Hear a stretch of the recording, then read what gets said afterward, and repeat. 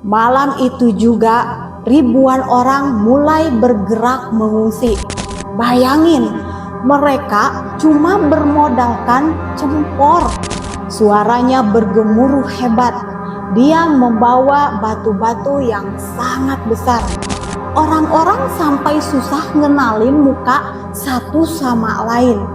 Tasikmalaya benar-benar berubah jadi seperti kota hantu yang warnanya cuma satu, kelabu.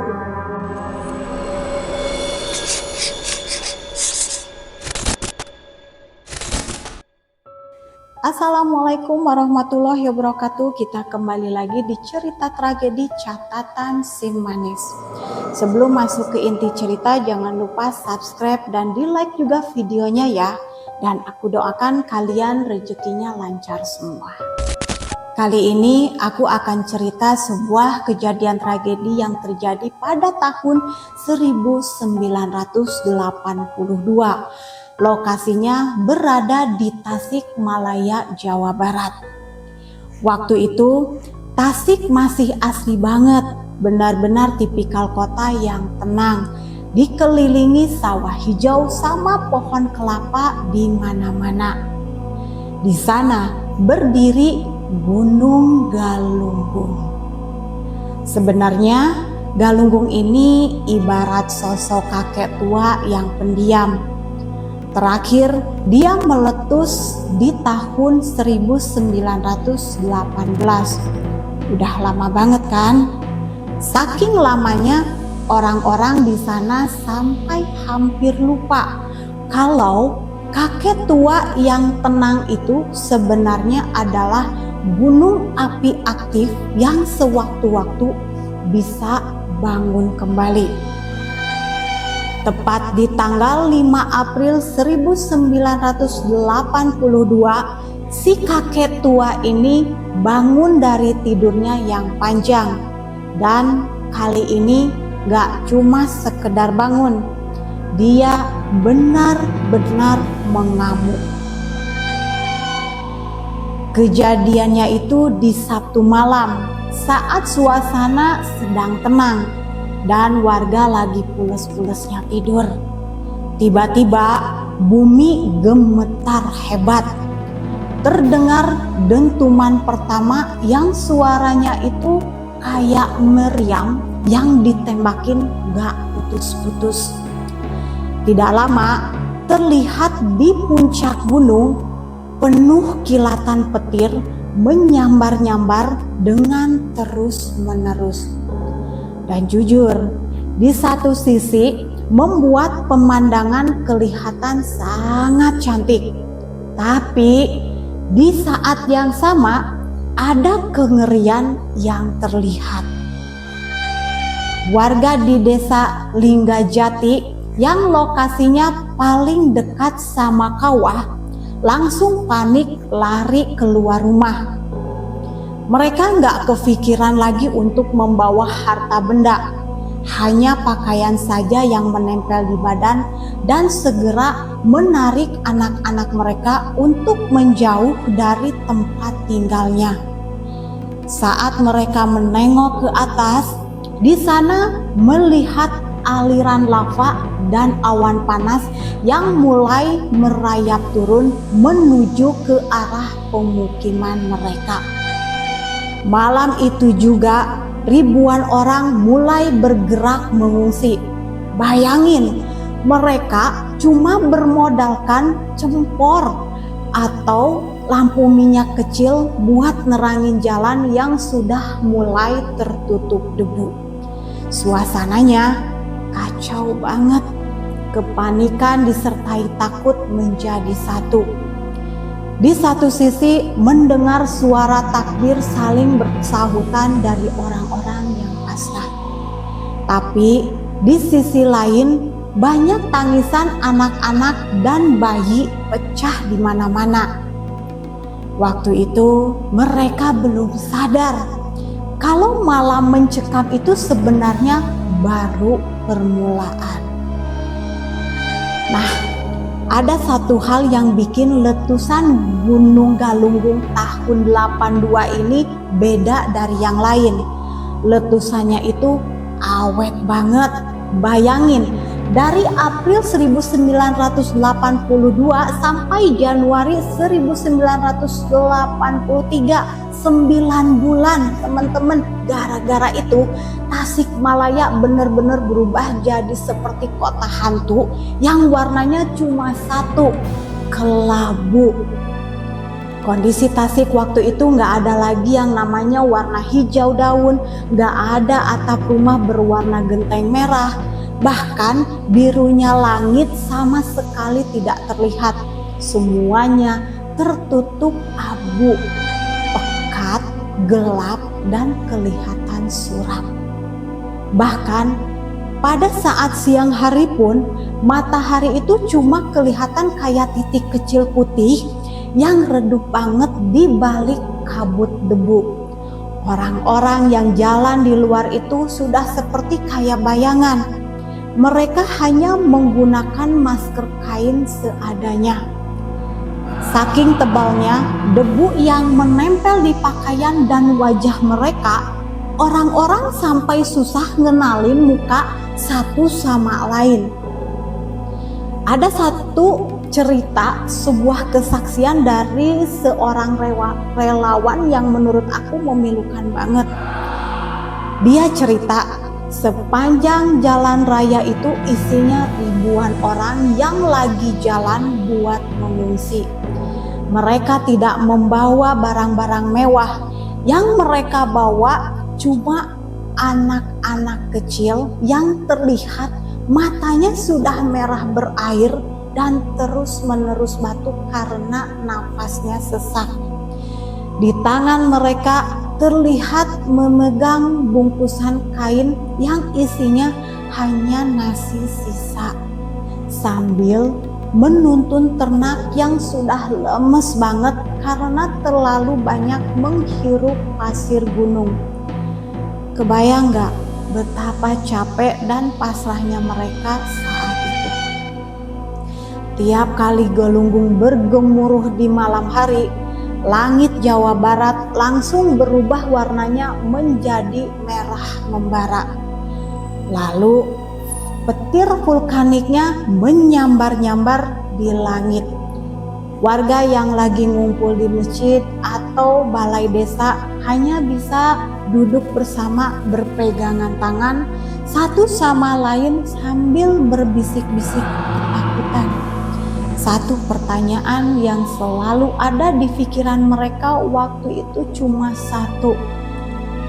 Besok matahari masih bakal terbit lagi nggak ya buat kita?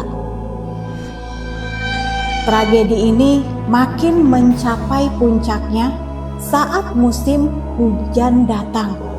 Abu yang sudah menumpuk setinggi gunung di puncak sana bercampur dengan air hujan, terus berubah menjadi sungai lumpur raksasa atau kita kenal dengan sebutan lahar dingin. Suaranya bergemuruh hebat. Dia membawa batu-batu yang sangat besar, membuat jembatan hancur, sawah terendam lumpur, dan harapan para petani yang baru saja mau mencoba bangkit lagi seketika putus begitu saja. Kalau kalian mampir ke tenda pengungsian saat malam hari, selain suasananya yang sunyi banget, terdengar jelas suara gesekan pasir di atas atap seng dan isak tangis orang-orang tua yang meratapi tanah kelahiran mereka yang sudah hilang. Waktu itu mereka benar-benar kehilangan segalanya. Gak ada yang tersisa kecuali dua hal: nyawa masih di kandung badan, sama harapan kalau musibah ini bakal cepat selesai. Ada satu kesaksian dari seorang ibu. Dia cerita kalau tiap hari harus pakai payung, tapi bukan di luar, melainkan di dalam rumah. karena atapnya bocor terkena hantaman pasir panas. Suara pasir yang jatuh di atas seng itu kedengarannya seperti hujan batu yang gak ada berhentinya. Si ibu itu bilang, kami udah capek banget secara mental. Tiap kali berpikir ini sudah beres, Galunggung meletus lagi. Secara resmi, catatan menyebutkan ada sekitar 35 orang meninggal dunia. Tapi teman-teman, penderitaan yang sebenarnya itu ada di dampak sosialnya yang luar biasa besar. Bayangin, lebih dari 60.000 orang harus kehilangan tempat tinggal dan mengungsi. Ribuan hektar sawah hancur total dan ribuan rumah rata sama tanah. Bukan cuma karena lahar, tapi karena abu yang saking tebalnya atap rumah warga tidak kuat lagi menahan beban. Begitupun dengan ekonomi di sana, lumpuh total. Tasikmalaya yang biasanya hidup berubah jadi kota mati. Di jalan raya saja, abu itu bisa numpuk sampai setebal 30 cm atau sama dengan setinggi betis orang dewasa. Nah, di tengah amukan Galunggung ini ada satu kejadian yang jujur ini gila banget. Antara kejadian keajaiban sama horor jadi satu. Jadi gini, tanggal 24 Juni 1982, waktu itu ada pesawat Boeing 747 punya British Airways yang lagi bawa 263 penumpang. Pesawat besar ini lagi terbang di atas langit Jawa menuju Australia. Nah, pas lagi enak-enaknya terbang di ketinggian 37.000 kaki, tiba-tiba keempat mesin pesawat itu mati total. Kapten yang bernama Eric Modi waktu itu melihat ada cahaya aneh di kaca depan pesawat. Dan ternyata itu adalah gesekan debu vulkanik Galunggung yang sangat halus banget tapi tajam. Sangat membahayakan buat mesin pesawat. Pesawat raksasa itu akhirnya melayang tanpa mesin alias ngegelinding selama 12 menit menuju ke arah laut. Lalu Kapten Modi memberitahu semacam pengumuman yang menurut aku paling tenang tapi paling bikin merinding sepanjang sejarah penerbangan. Dia bilang gini, Bapak Ibu sekalian, kita punya sedikit masalah. Keempat mesin kita mati. Gila ya, mesin mati empat-empatnya, tapi dia bilangnya cuma masalah kecil. Tapi untungnya keajaiban datang. Saat pesawat turun ke posisi yang udaranya lebih bersih, mesinnya berhasil nyala lagi dan akhirnya mereka mendarat darurat di Jakarta dengan selamat. Galunggung benar-benar hampir saja menarik pesawat raksasa dari langit. Akhirnya, setelah 9 bulan yang melelahkan, tepat di Januari 1983, Galunggung mulai tenang. Dia menyisakan kaldera atau cekungan kawah vulkanik raksasa yang luas banget, serta jutaan meter kubik pasir yang nutupin wilayah di bawahnya. Tapi bener ya, kata orang selalu ada hikmah di balik musibah. Pasir Galunggung yang dulu bikin sesak nafas sekarang malah jadi berkah. Pasir ini disebut-sebut sebagai salah satu pasir dengan kualitas terbaik di Indonesia yang dipakai buat ngebangun gedung-gedung tinggi di Jakarta dan kota-kota besar lainnya. Tanah di sekitarnya pun sekarang menjadi subur. Warga yang dulu mengungsi pun mulai balik, ngebangun lagi mimpi-mimpinya yang sempat ketutup abu. Galunggung 1982 itu bukan cuma soal bencana alam biasa. Kejadian ini ngajarin kita soal ketabahan orang-orang Jawa Barat, soal gimana mereka bisa bertahan hidup di bawah hujan abu selama 9 bulan penuh tanpa sedikit pun kepikiran untuk menyerah. Jadi, kalau suatu saat nanti kalian main dan berendam di pemandian air panas Galunggung, coba deh sempetin nengok ke arah kawah hijaunya yang cantik itu. Ingat, di balik keindahan yang kalian lihat sekarang, pernah ada sejarah perjuangan manusia yang luar biasa hebat di sana.